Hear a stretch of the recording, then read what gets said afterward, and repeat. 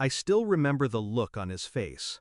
Not mine, his, my son's, wide-eyed, mouth slightly open, one hand clenched by his side, the other dangling uselessly. Shocked, stunned, stripped.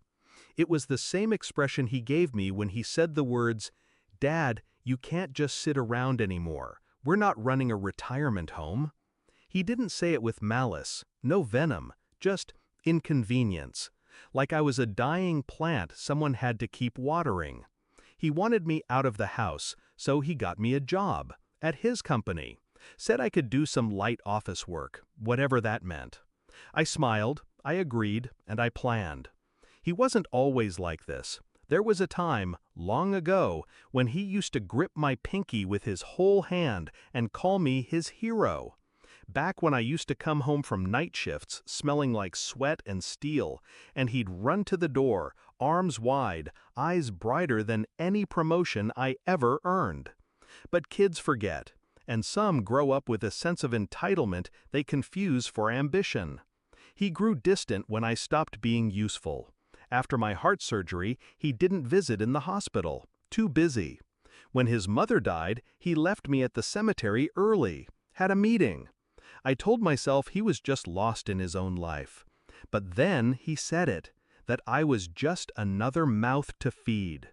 And suddenly, the pattern wasn't noise anymore. It was a song I'd heard before. When he told me about the job, I asked him where I'd be working. Support desk, filing stuff. Easy, no pressure. Just stay out of the way, he said. I asked who I'd report to. He waved it off. I'll set it all up. Just show up. Monday, 9 a.m. I showed up. In a tailored gray suit, polished shoes, tidy briefcase, clean shave. He looked uncomfortable. Maybe I was supposed to shuffle in like an old man lost in the modern world. But I walked in like I built the place. And in some ways, I had. The office hadn't changed much since I retired from the board 5 years ago. Different chairs, brighter walls, but the bones were the same.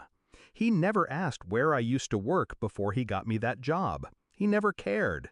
He never knew I had spent 28 years in that very building, climbing from the mailroom to the executive floor.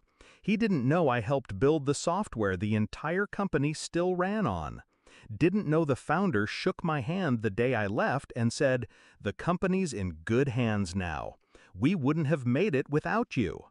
I never told my son, because he never asked.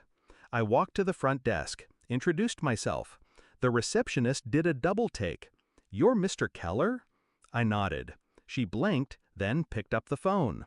2 minutes later, his boss came down. My son's boss, Daniel. Daniel hadn't aged well, hair thinner, gut heavier, but his voice was still slick, like butter spread over broken glass. He froze when he saw me. "Mr. Keller? You're his father?" I gave him a firm handshake. "Retired, just helping out." He smiled, tight, nervous. He knew who I was. He also knew the board still had me on speed dial. By noon, Daniel had called me into his office. By 1, he'd offered me a senior advisor position, part-time, high pay, flexible, with the same benefits I had before I retired. He said the company needed someone with real experience to help navigate upcoming restructures. I said I'd think about it. Then he asked something odd. "How much does your son know about your history here?" I smiled. "Not much." Daniel laughed, nervously. "You've raised an ambitious one." I nodded. He just forgot who taught him how to walk.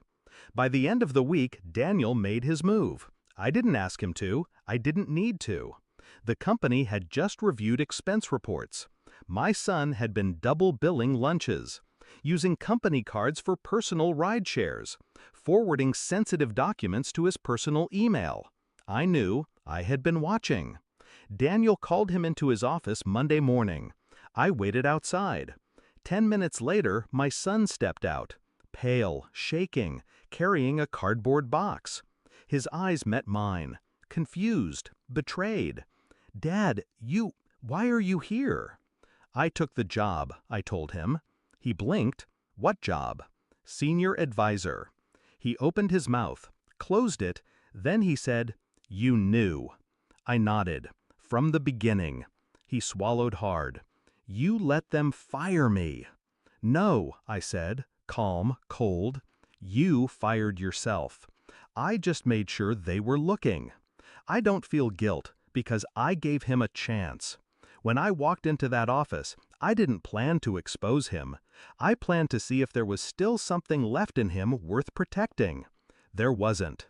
He saw me as baggage, as burden. He never saw the man who taught him integrity, loyalty, restraint. So I reminded him, with consequences. He moved out of the house that week. I let him go without a word. He hasn't called since.